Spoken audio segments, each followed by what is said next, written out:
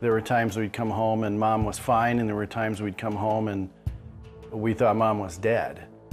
From an early age, Tom Blee tried to escape his dysfunctional home. With an alcoholic mom and a workaholic dad, Tom quickly learned to shoulder his own burdens and keep his emotions in check. I mean, I can remember as a first grader going into school and one of the nuns coming up to me and saying, "Tom, is your mom sick again?" And even as a child thinking, you gotta hide this. And that anxiety that was put into my head at a young age, I mean, that's the buzzing, that's the clanging, that's the unrest. Tom felt more and more pressure to be perfect, so he projected an image that everything was fine.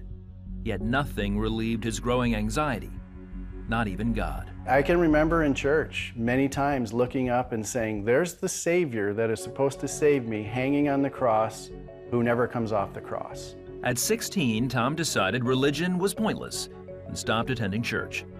It seemed to him that he got better results from his own hard work. I don't need this God and this Jesus, and I just need my books, and I need to pick my career, and I need to get out of this house and get on with my life.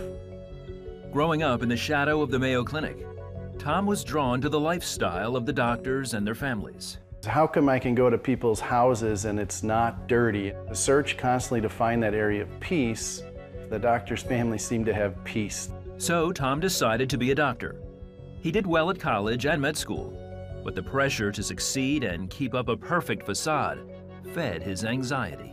The uneasiness was there, the need to succeed was there, that buzzing in my head was there. Tom graduated med school and married a nurse, hoping to achieve the ideal family life he never had.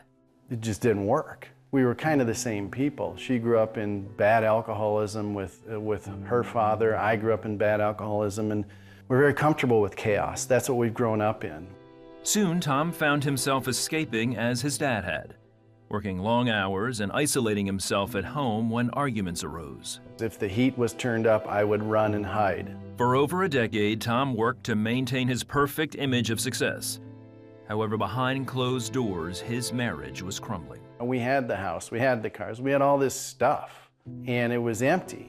It was exhausting, and I don't even know if exhausting is a big enough word. Then, the evening of March 1st, 2014, Tom finally faced his failures.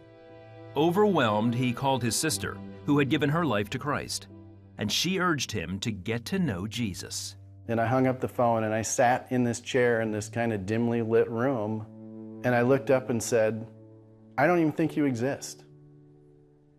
You know, and I said, I'm so done with this, everything that's happening, that I'm gonna give you one more shot.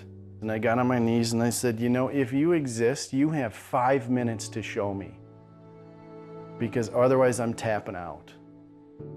And I stood up and instantly felt different. A, there was a presence in the room, and B, that buzzing stopped. There was finally lightness, so to speak.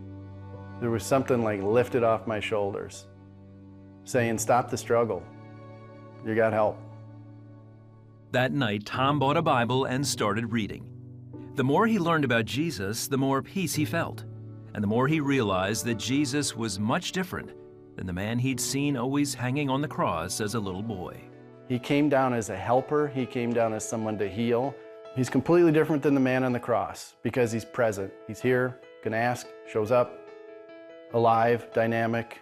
Tom started attending church and Bible studies. As he grew closer to God, he stopped striving to be perfect and sought God for help with his problems. Even though his marriage ended a year later, Tom had hope in someone greater than himself. All I could do is say, I have nothing right now but you, God. Something is happening and I trust you. Today, Tom's a trauma surgeon at the 7th busiest trauma center in the country. Yet with all that pressure, he doesn't worry because he knows Christ is the ultimate healer.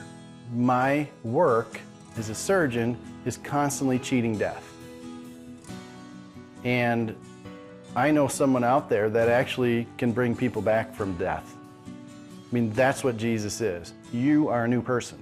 You get a new life. You get a second chance. You get hope.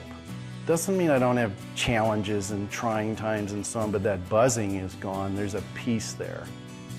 Everything is fixable through Christ.